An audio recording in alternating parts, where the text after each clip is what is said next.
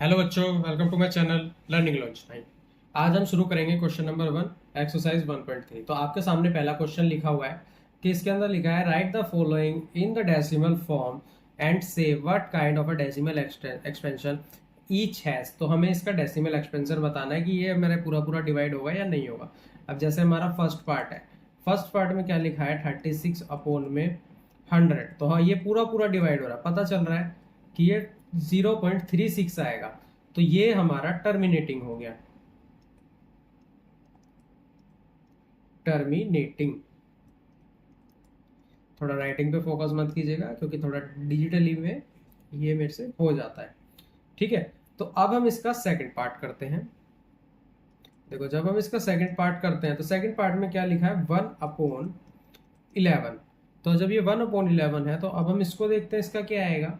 तो चलो इसको हम डिवाइड करते हैं।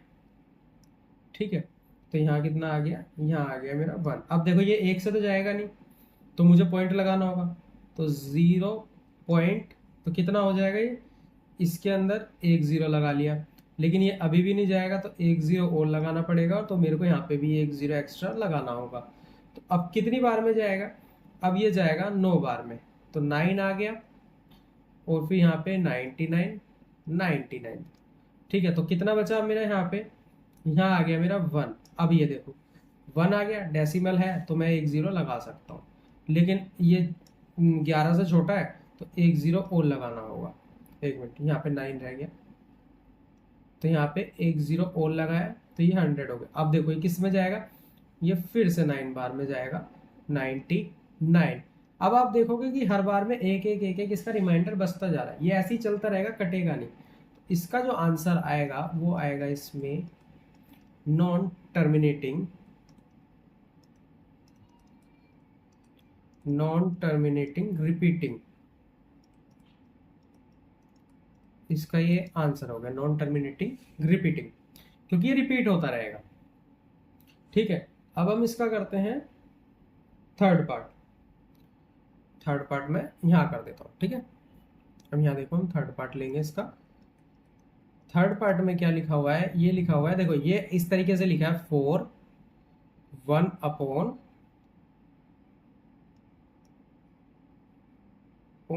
ये सॉरी, ये 8 है। ठीक है, ये 1/4 नहीं, 8 है। ठीक है, ये मेरा 8 है। ओके, ठीक है, ये लिखा हुआ है। तो जब ये लिखा हुआ है तो अब यहाँ देखो, अब पहले हमें इसको प्रॉपर फ्रैक्शन में करना होगा। प्रॉपर फ्रैक्शन में हम कैसे करेंगे, 8 से मल्टीप्लाई करो, 8 चौक 32, और एक प्लस करो, कितना आ गया 33। अपोन में कितना हो गया, अपोन में 8 हो गया। अब हम इसको डिवाइड करेंगे। डिवाइड कैसे करेंगे, देखो 8 यहाँ रखेंगे। ठीक है, 33 हमारा अंदर आ गया। अब कितने में चला जाएगा ये, 8 चौक 32, तो 4 बार में चला जाएगा, यहाँ आ गया 32। ये मेरा बचा 1, 1 मेरा जाएगा नहीं, पॉइंट लगा के 0 लगाएंगे। तो 8 दूनी 8 एकम 8 ही आएगा।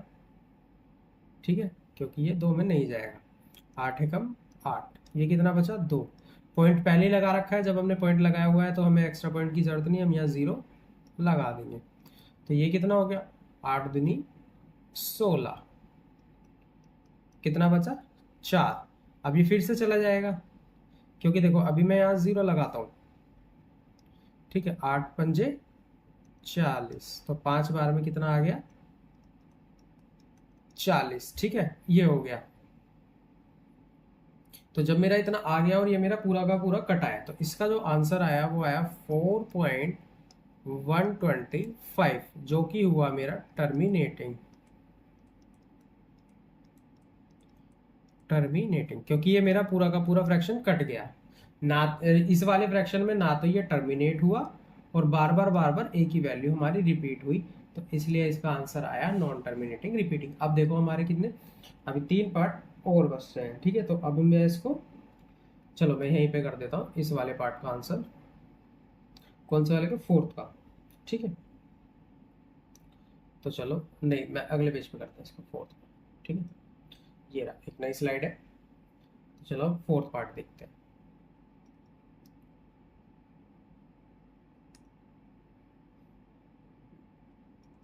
तो फोर्थ पार्ट में हमारा क्या लिखा हुआ है, यहाँ पे लिखा हुआ है 3/13।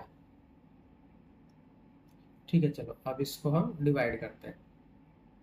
डिवाइड कैसे होगा, 3 हम कैसे, 13 हमारा यहाँ मेरा बाहर आएगा, 13 डिवाइड करेंगे अंदर 3 से।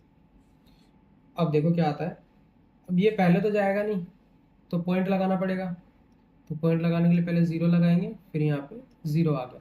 अब कितने में जाएगा, 13 कम 13, 13 दूनी 26। ठीक है, तो कितना बचा, यहाँ बचा मेरा 4, पॉइंट लगा हुआ है, 1 0 लगाएंगे। अब कितने में जाएगा, 13 कम 13, 13 26, 13 तिया 39, मतलब 39। अब यहाँ बचा 1, फिर 0 लगाएंगे। अब देखो 10 छोटा होता है, जाएगा नहीं, तो हमें 1 0 लगाना पड़ेगा। तो यहाँ कितना हो जाएगा, ये हो जाएगा मेरा 100। अब देखो 100 होने के बाद 13 सत्ते होता है 91, तो यहाँ मेरा आ जाएगा 91। कितने पे, 7 पे, क्योंकि 13 सत्ते 91। तो यहाँ कितना बचा मेरा, यहाँ बचा मेरा 9, फिर 0 लगाएंगे। अब कितना आएगा, 13 6 कितना होता है 78, तो हम यहाँ पे 78 आ जाएगा। ठीक है, 78 आ गया। अब कितना बचा मेरे यहाँ पे, यहाँ बचा मेरा 12। ठीक है, अब 12 छोटा होता है, 1 0 और लगाना पड़ेगा। क्यों, क्योंकि ये 12 13 से छोटा होता है। 0 लगाया, कितने में जाएगा, तो ये मेरा जाएगा 13 निम 117। ठीक है, तो यहाँ आ गया 117। अब देखो कितना बचा, अब 3 बचा। अब मैं यहाँ पे 0 लगा दूंगा तो 30 हो गया। और यही चीज देखो मेरी यहाँ से स्टार्ट हुई है 30, ये है ना, और यही चीज मेरी एंडिंग में आ गई। मतलब अगर मैं इसको आगे सोल्व करूंगा तो मेरा यही चीज रिपीट होता चला जाएगा। तो मैं इसको बोल सकता हूँ कि ये जो मेरा आंसर है, और जब ये चीजें रिपीट होती है तो हम इसका आंसर किस तरीके से लिखते हैं, इसका आंसर ऐसे लिखा जाता है 0.230769 जो है इसके ऊपर बार, क्योंकि यही बारी वैल्यू हमारी रिपीट होती रहेगी। तो ये मेरा आंसर हो गया नॉन टर्मिनेटिंग एंड रिपीटिंग। तो ये इसका आंसर होगा। ठीक है, अब हम करते हैं यहाँ पे फिफ्थ पार्ट। फिफ्थ पार्ट में क्या था हमारा, फिफ्थ पार्ट में था हमारा 2/11। तो अब हम 2/11 को देखते हैं। तो 11 मेरा बाहर आ गया, ब्रैकेट में कितना आ गया 2। अभी 2 तो जाएगा नहीं, तो सबसे पहले हम पॉइंट लगा के 0 लगाएंगे। ठीक है, तो ये कितना आ गया 11 1 11। कितना बचा हमारा यहाँ पे, हमारा बचा 9, फिर एक 0, तो 11 8 78 88 सॉरी। ठीक है, यहाँ आ गया मेरा 2। अब ये देखो फिर से मेरा 2 आ गया। अब 2 आ गया तो मैं 0 लगाऊंगा, फिर 0 लगाऊंगा, फिर एक बार में जाएगा, फिर से मेरा 11 आ जाएगा, फिर यहाँ 11 आ गया, फिर 9 बचेगा, फिर 0 आ जाएगा, फिर ये मेरा 8 बार में जाएगा। तो ये देखो 18 18 18 चलता रहेगा, तो ये मेरा खत्म नहीं होगा। तो ये भी क्या हुआ, मेरा जो आंसर हुआ इसका वो आया 0.18 और उसके ऊपर बार, जो कि होता है मेरा नॉन टर्मिनेटिंग रिपीटिंग। ठीक है, ये इसका आंसर होता है। अब हम करते हैं इसका सिक्स पार्ट। ठीक है, चलो 6 में देखते हैं। 6 में क्या लिखा हुआ है हमारा, 6 में लिखा है हमारा 3 2 9/400। अब हमें से बेसिकली 4 का टेबल पढ़ना है, इतना कुछ नहीं है कि इसके अंदर सोचो कि 400 का टेबल हमें कैसे याद होगा। ठीक है, तो हम यहाँ पे लिखेंगे अब इसके अंदर 400 मेरा बाहर आ गया और ब्रैकेट में आ जाएगा 329। अब देखो ये मेरा 400 है और ये कम है, तो पहले तो हम पॉइंट लगा के 0 बनाएंगे। ठीक है, अब ये मेरा आ गया इतना। अब देखो 3290 है, तुम 3200 देखो, 4 बार में 3200, मतलब 4 बार में 32 कहाँ था, 8 बार में, तो 8 चौक 32 हो गया। तो ये 32 और इसके आगे 2 0 और, तो कितना बचा 90। ठीक है, 90 तो जाएगा नहीं, छोटा है, फिर 0 लगाएंगे। 4 दूनी 8 होता है, 8 का मतलब हो गया मेरा 800। कितना बचा, यहाँ बचा मेरा 100 बचा, फिर एक 0 और लगाएंगे हम यहाँ पे, 1000 हो गया। 1000 किस पे जाएगा, फिर से 2 पे जाएगा, क्योंकि 4 दूनी 8 होता है, 8 मतलब 800। तो ये कितना आ गया मेरा, ये आ गया फिर मेरा 200। फिर एक ज़ीरो लगाएंगे। अब देखो यहाँ पे, अब ये मत करना 8 कर दोगे, 4 पंजे होता है मेरा 20। ठीक है, तो 4 पंजे होता है मेरा 20। 20 का मतलब हो गया 2000। तो ये मेरा पूरा कट गया। तो जो इसका जो आंसर आया है वो आया है 0.8225, जो कि है मेरा टर्मिनेटिंग। ठीक है, तो ये हमारे इसके आंसर्स हैं। ठीक है, अब तो हो गया हमारा यहाँ पे पहला क्वेश्चन खत्म। अब हम करते हैं इसका सेकंड क्वेश्चन। सेकंड क्वेश्चन हमारा थोड़ा बड़ा है, मतलब बड़ा नहीं है, थोड़ा समझने वाली चीज है इसके अंदर। ठीक है, तो चलो इसको स्टार्ट। देखो इसके अंदर लिखा हुआ है कि यू नो दैट, कि हम जानते हैं कि 1/7 की जो हमारी वैल्यू है वो मेरे को इतनी दी गई है, और इसके ऊपर सॉरी बार लगा हुआ है। ठीक है, बार मतलब ये हमारी पूरी की पूरी इतनी वैल्यू हमारी रिपीट में है। ठीक है, इसके अंदर लिखा है कि can you predict what is the decimal expansion of this this this. हमको कुछ वैल्यू दी गई है और हमको इसके आंसर्स निकालने हैं, मतलब हमें कोई बड़ी कैलकुलेशन नहीं करनी, और हमको 1.7 की वैल्यू दी गई है। तो चलो स्टार्ट करते हैं। बहुत छोटा सा आसान क्वेश्चन है, बस थोड़ा ध्यान लगाने वाला आंसर। देखो हमको 1/7 की हमको वैल्यू दी गई है। ठीक है, अब मेरे को अगर निकालना है 2/7। 2/7 का मतलब क्या है, ये इसी तरीके से तो लिखा हुआ है 2 × 1/7, क्योंकि अगर मैं 2 की मल्टीप्लाई 1/7 में करूँगा जब भी तो मेरा 2 आएगा। 2/7। और जबकि देखो फिर इसका सीधा सीधा मतलब मेरा ये हो जाता है कि मैं 2 की मल्टीप्लाई इस पूरी वैल्यू में भी तो कर सकता हूँ, क्योंकि 2 × 1/7 है, जब भी तो 2/7 बना मेरा। जैसे कि देखो मैं यहाँ रफ में करके दिखाता हूँ। अब मेरे को दिया गया है यहाँ पे 2/7, तो ये कितना हो जाएगा, अगर मैं इसको लिखूँ 2 × 1/7, इसको मल्टीप्लाई करें कितना आएगा, 2/7 ही तो आएगा। तो सेम यही चीज़ हमें इस प्रकार, जैसे ये है ऐसे एक्सपेंड करके इसकी हमें वैल्यू निकाल देनी है। अब देखो 2 तो अब मैंने अलग कर लिया। अब 1/7 हमको इसकी वैल्यू यहाँ पे दी गई है, कितना दी गई है, 0। इसकी वैल्यू हमको 0.142857, और इस पूरे के ऊपर बार। ठीक है, अभी मैं इसको कैलकुलेट करके बताऊंगा। फिलहाल मैं सारी चीज़ों को ऐसे एक्सपेंड करूंगा और इसकी वैल्यू पुट करते रहेंगे। ठीक है, अब 2/7 हो गया, तो इसके बाद हमको दिया गया 3/7। 3/7 का मतलब क्या है कि 3 की मल्टीप्लाई हुई है 1/7 पे। तो ये जो मेरा आंसर आएगा ये आएगा 3 × 0.142857, इस पूरे के ऊपर बार, और जो आंसर आएगा इसकी मल्टीप्लाई करके वो इसका आंसर होगा। ठीक है, ऐसे ही हमको किसका दिया है, 4/7 का निकालना है। 4/7 का कैसे होगा, 4 × 1/7 होगा, और 4 की मल्टीप्लाई हमको 0.142857 से करनी होगी, तब जाके इसकी वैल्यू आएगी। ठीक है, अब इतना होने के बाद 4/7 की वैल्यू आ गई, 5/7 की वैल्यू निकालते हैं, जो कि होता है 5 × 1/7। और अगर मैं इसको एक्सपेंड करूँगा तो ये आएगा 5 × 0.142857, और इस पूरे के ऊपर बार। ठीक है, 5/7 के बाद हमको क्या दिया है, 6/7। तो ये कितना हो गया मेरा, ये 6 × 1/7 हो जाएगा। तो इसकी जो वैल्यू आएगी 6 × 0.14287, और इस पूरे के ऊपर बार। अब देखो हमें इनकी वैल्यू पुट करनी है। वैल्यू कैसे पुट करनी है, इस 2 की मल्टीप्लाई हमें इसमें करनी है। मैंने मल्टीप्लाई पहले ही कर ली थी, तो मैं डायरेक्ट आंसर लिखता हूँ ताकि वीडियो लंबी ना हो। ठीक है, तो हम यहाँ लिखेंगे 0. तो इसका आंसर क्या आएगा, 285,714, और इस पूरे के ऊपर बार। तो इसकी वैल्यू कितनी आएगी, इसकी वैल्यू आएगी 428,571, और इस पूरे के ऊपर बार। इसकी वैल्यू कितनी आएगी, 0.571428। ठीक है, और अगर इसकी वैल्यू निकालनी है तो इसकी वैल्यू कितनी आएगी, अगर मेरे को 5 से मल्टीप्लाई करना है तो 714,285, 5 और इस पूरे के ऊपर बार।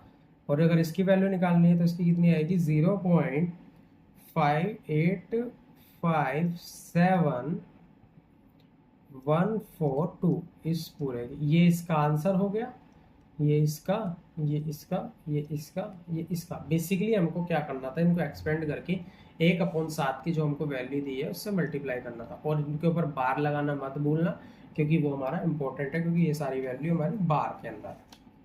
ठीक है, अब हम करते हैं इसका क्वेश्चन नंबर 3। ठीक है, देखो अब हमको थर्ड में क्या दिया हुआ है। थर्ड में दिया गया है कि express the following in the form of p upon q where p and q are the integer and q is not equal to 0। देखो एक तो हमारा q 0 के इक्वल टू नहीं है, ठीक है, और ऊपर से हमको ये वैल्यू दी गई है, तो हम इसका सॉल्यूशन करेंगे। वो कैसे करेंगे, देखो इसमें थोड़ा दिमाग लगा। हम करेंगे पहले फर्स्ट पार्ट, जो कि हमको दिया गया है 0.6 के ऊपर बार। तो मैं इसको लिखूंगा लेट x, इसको मैं x मानता हूँ, जो कि इसकी वैल्यू हो जाएगी 0.6 बार। ठीक है, तो ये इसकी वैल्यू हो गई है। अब 6 बार का मतलब है कि अगर मैं 6x की मल्टीप्लाई 0 मतलब 666, मतलब ये चलता चलता चला जाएगा और ये हो जाएगी मेरी इक्वेशन 1। मतलब मैंने बार को ओपन किया है, बार का मतलब ही ये है कि इनफाइनाइट हमको 6666 लिखना है। ठीक है, चलो इतना भी हमें समझ में आता है। फिर हम करेंगे इसकी मल्टीप्लाई दोनों साइड। इधर भी मैं इसको 10 से मल्टीप्लाई कर दूंगा तो ये मेरा 10x हो जाएगा, और अगर मैं इधर मल्टीप्लाई करूंगा 10 से तो मेरा ये जो आंसर आएगा 6.666 आ जाएगा, क्योंकि एक पॉइंट हमारा इधर खिसक जाएगा अगर मैं मल्टीप्लाई करूंगा। ठीक है, तो ये मेरी इक्वेशन हो गई सेकंड। ठीक है, ये मेरी दो इक्वेशन हो गई।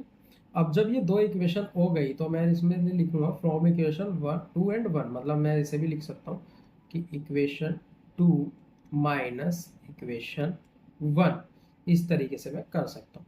तो अगर मैं इसमें से माइनस करूँगा, इक्वेशन 2 कौन सी है मेरी, दूसरे वाली जिसमें लिखा है 10x, ठीक है, माइनस x। इक्वेशन 1 आ गई ना ये वाली। ठीक है, x की वैल्यू को मैंने एक साइड ले लिया और उसकी वैल्यू को मैंने एक साइड ले लिया। अगर मैं इसको ऐसे लेता हूँ 10x is equal to 6.66 and is equal to this, तो नहीं हो पाएगा। तो 10x में से मैं x माइनस करूंगा, इज इक्वल टू में आ जाएगा मेरा 6.666 में से माइनस कर दूंगा 0.666। ठीक है, तो ये इधर कितना आ गया, 10 में से x माइनस होगा तो ये आएगा मेरा 9x। इसमें से कितना आ गया, अब देखो पीछे के 6 तो सारे रिमूव हो जाएंगे, यहाँ बचेगा सिर्फ मेरा 6। तो x की जो मेरी वैल्यू आएगी वो आएगी 6/9।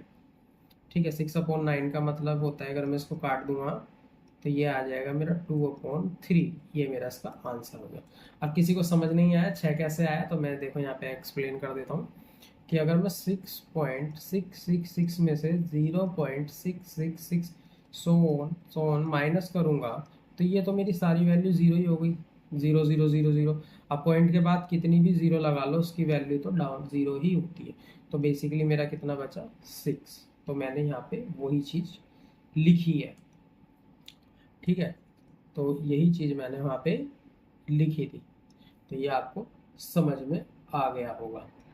ठीक है, अब सेम इसी तरीके से हम क्या करेंगे, हम करेंगे क्वेश्चन नंबर 2, लेकिन इसके अंदर आपको एक चीज़ का और ध्यान रखना होगा कि जैसे कि इसके अंदर लिखा है 4.47, इसमें एक चीज़ का ध्यान रखना, सिर्फ बार 7 के ऊपर है, 4 के ऊपर नहीं है। तो हम इसके अंदर वैल्यू क्या लेंगे, हम इसके अंदर वैल्यू लेंगे यहाँ पे, एक सेकेंड, हाँ ठीक है, तो इसके अंदर हमें वैल्यू लेनी पड़ेगी let x is equal to 0.47 bar. ठीक है, तो इतना आ गया। अब x की वैल्यू कितनी है, अब देखो इसको हम एक्सपेंड करेंगे तो x जो आएगा मेरा वो आएगा 0.477 एंड सो ऑन। ये हो गई मेरी इक्वेशन। अभी चलो इसको इक्वेशन नहीं लेते क्योंकि इसमें दूसरी इक्वेशन आएगी। ठीक है, क्योंकि मैंने देखो 4 को रिपीट नहीं किया क्योंकि बार सिर्फ 7 पे लगा हुआ है। इतना लिखने के बाद अब इसको क्या करते हैं, हम 10 से मल्टीप्लाई कर देते हैं, तो 10x आ गया। ये मेरा पॉइंट इधर खिसक जाएगा तो ये आ जाएगा 4.777। ठीक है, इसको लूँगा इक्वेशन वन। इक्वेशन वन क्यों लूँगा, क्योंकि देखो मुझे पीछे की वैल्यू जीरो करनी है इसमें, तो जीरो मैं कर नहीं सकता क्योंकि बीच में पॉइंट के बाद इधर 4 है और इधर पॉइंट के बाद 7 है।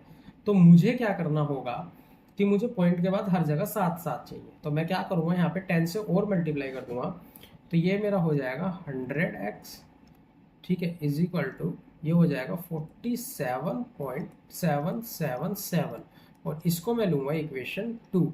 और जबकि अब देखो इसमें भी मेरे पॉइंट के बाद 7 है, इसमें भी 7 है, तो ये मेरा आराम से हो जाएगा। तो मैं क्या करूँगा कि इसके अंदर इक्वेशन 2 में से माइनस कर दूंगा इक्वेशन 1। तो इक्वेशन 2 कौन सी है, 100x minus 10x is equal to 47.777 minus 4.777। तो ये कितना आ गया, ये मेरा तो आ जाएगा 90x, ठीक है, इज इक्वल टू, अब ये देखो पीछे की वैल्यू तो जीरो हो गई जैसे मैंने इसमें करी थी, तो बेसिकली 47 में से मतलब 47 में से अगर मेरे 4 जाएंगे तो बचेगा यहाँ पे 43। तो जो मेरी वैल्यू आएगी x इज इक्वल टू 43/90, ये मेरा इसका आंसर हो गया। ठीक है, अब हम करते हैं इसका थर्ड पार्ट। ठीक है, चलो अब इसका थर्ड पार्ट करते हैं।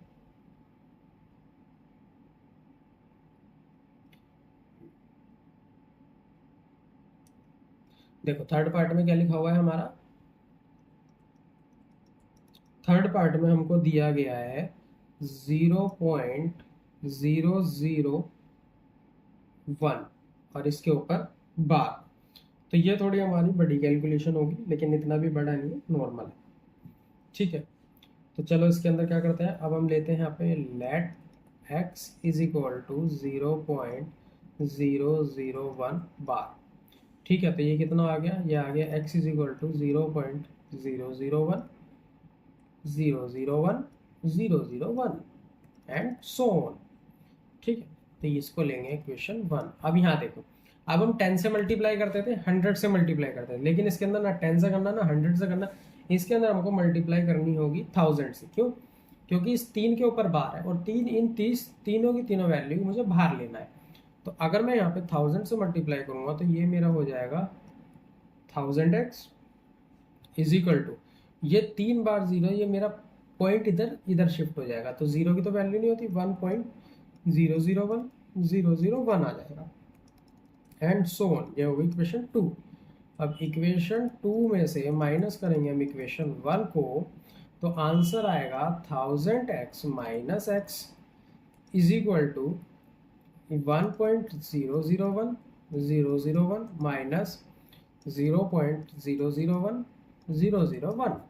तो इधर कितना आ गया, इधर मेरा आ जाएगा 999x इज इक्वल टू, ये तो मेरा 0 हो गया पीछे से सारा, तो ये आ गया 1। तो आंसर आया x इज इक्वल टू 1/999। तो ये मेरा इसका आंसर आ गया। आई होप आपको मेरा पढ़ाया हुआ समझ में आ रहा होगा। अगर कहीं पे भी कुछ प्रॉब्लम है तो आप मेरे को कमेंट करके पूछ सकते हैं आंसर, तो मैं आपको अच्छे से समझा दूंगा। ठीक है, ये हो गया मेरा क्वेश्चन नंबर 3। इस वीडियो में हम इसे 4 क्वेश्चन तक करेंगे। तो देखो क्वेश्चन नंबर 4 क्या लिखा, सेम चीज लिखी हुई है जो हम पीछे करते हुए आए हैं, express this disease and P upon Q की फॉर्म में हमें इसको बनाना है। और अब इसमें आप सरप्राइज भी हो जाओगे, और सरप्राइज होने के बाद अपने क्लासमेट से डिस्कस करेगी आखिर ऐसा हुआ कैसे। तो चलो अब हम आपको सरप्राइज करते हैं, वो कैसे देखो। इसमें वैल्यू लिखी है 0.999 एंड सो ऑन, तो इसका मतलब वही है 0.9 बार। ठीक है, अब हम इसको नॉर्मल क्वेश्चन की तरह करते हैं, let x is equal to 0.9 bar लेते हैं। ठीक है, 0.9 बार लेंगे और इसके अंदर फिर क्या हो जाएगा हमारा, इसके अंदर हाँ, फिर हम इसमें 10 से मल्टीप्लाई करेंगे, इधर 10x इसमें मल्टीप्लाई करेंगे, तो ये हो जाएगा मेरा 9.999।